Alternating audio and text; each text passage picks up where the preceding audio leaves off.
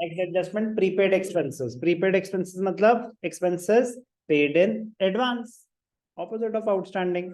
Prepaid expenses की adjustment entry क्या होती है? एडजस्टमेंट एंट्री मतलब आप एक्सपेंस पे कर चुके हो, आप एक्सपेंस पे कर चुके हो, जो आपने पे करा है उसमें से कुछ एक्सपेंस हमें बता रहे हैं, एडजस्टमेंट करने के लिए बोल रहे हैं, उसमें से कुछ एक्सपेंस नेक्स्ट पीरियड का आपने पे कर रखा है। आउटस्टैंडिंग में अभी आपने पे ही नहीं करा, प्रीपेड में आप कुछ एक्स्ट्रा पे कर चुके हो, तो जो पे कर चुके हो तो ट्रायल बैलेंस में आ रहा था जो पेमेंट हुई है, पेमेंट हुई है चाहे आउटस्टैंडिंग हो या प्रीपेड हो, उससे फर्क नहीं पड़ता, जो भी ट्रायल बैलेंस में अमाउंट आ रहा है वो पेड है। कम पेड है तो आउटस्टैंडिंग आप ऐड करो, ज्यादा पेड है मतलब कुछ अगले पीरियड का भी पेड है तो फिर एक्सपेंस प्रीपेड है कुछ, उसकी एडजस्टमेंट करनी। एडजस्टमेंट एंट्री प्रीपेड एक्सपेंस की, correct. Prepaid expenses account debited, prepaid expenses account debited to expenses. Prepaid expense debit क्यों हो रहा है? आपका एक एसेट क्रिएट हुआ है, आपका एक एसेट क्रिएट हुआ है। एक्सपेंस क्रेडिट क्यों हो रहा है? क्योंकि उतने से एक्सपेंस रिवर्स हो रहा है, उतने से एक्सपेंस रिवर्स हो रहे। अब मुझे आपको बताने की जरूरत नहीं है कि जो भी एक्सपेंस है, वेजेस है तो वेजेस में एडजस्ट होगा, फिर वो ट्रेडिंग में आएगा, और पीएनएल है तो सैलरीज है तो पीएनएल में होगा। तो वो बात तो क्लियर हो गई है ना कि एक डेबिट एस्पेक्ट है, एक क्रेडिट एस्पेक्ट है। इस केस में डेबिट एस्पेक्ट है उसका एसेट, तो वो तो चला जाएगा बैलेंस शीट में एसेट साइड पे। जो दूसरा क्रेडिट एस्पेक्ट है वो मेरे एक्सपेंस को रिड्यूस कर रहा है। अब वो ट्रेडिंग में आएगा या पीएनएल में, वो डिपेंड करता है कि कौन सा एक्सपेंस है जो प्रीपेड है। वेजेस है तो वेजेस ट्रेडिंग में आ रहा था, वो ट्रेडिंग में ही उसकी एडजस्टमेंट होगी। कोई इनडायरेक्ट एक्सपेंस है तो वो पीएनएल में ही आएगा। क्लियर? कोई भी डाउट?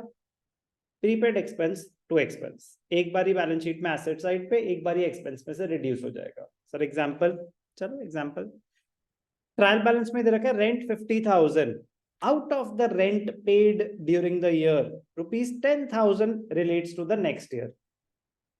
आपने टोटल पे कितना करा है, इसमें से नेक्स्ट ईयर का कितना है, तो करंट ईयर का एक्सपेंस कितना माना जाएगा, तो उसकी प्रेजेंटेशन क्या होगी, 10,000 प्रीपेड है, 10,000 एक्सपेंस में से माइनस हो जाएगा और 10,000 बैलेंस शीट में एसेट साइड पे चला जाएगा।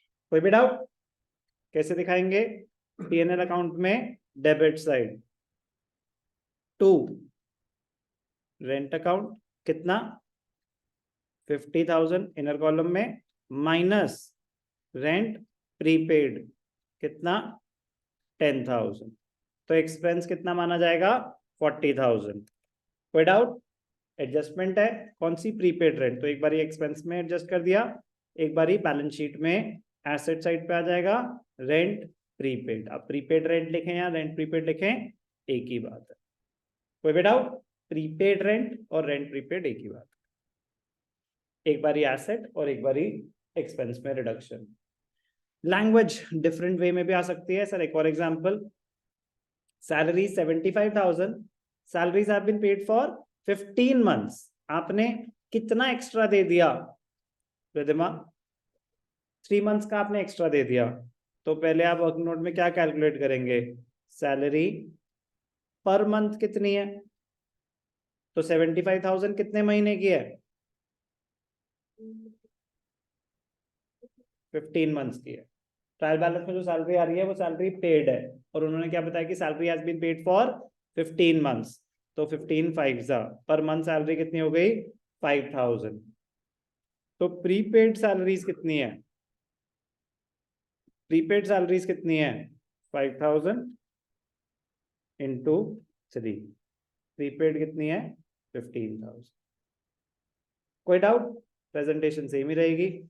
पीएनएल अकाउंट में डेबिट साइड पे क्या आएगा, टू सैलरीज, सैलरीज कितना है,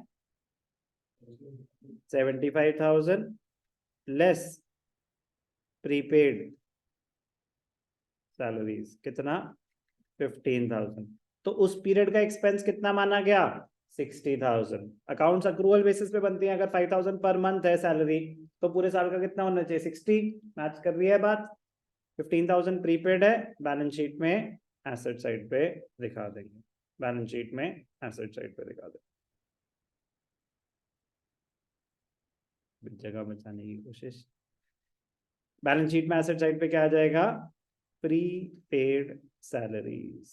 कितनी है प्रीपेड सैलरीज, 15,000। कोई भी डाउट?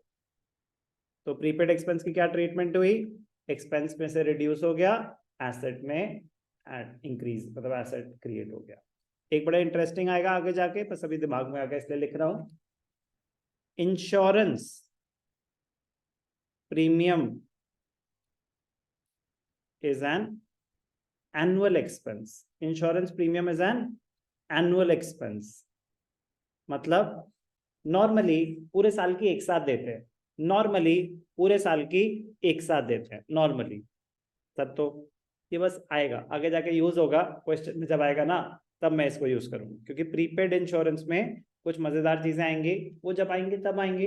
बस ये ध्यान रखना है उसके लिए कि इंश्योरेंस जो हम पे कर रहे हैं वो पूरे एक साल की एक साथ दिए। तो अगर 1 जुलाई को पे करिए ना तो वो अगली 1 जुलाई तक की है, 1 अगस्त को पे करिए ना तो वो अगली 1 अगस्त तक की है।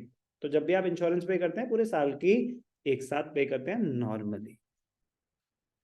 प्रीपेड एक्सपेंस की क्या ट्रीटमेंट है, एक्सपेंस में से माइनस हो जाएगा, बैलेंस शीट में एसेट क्रिएट हो जाएगा।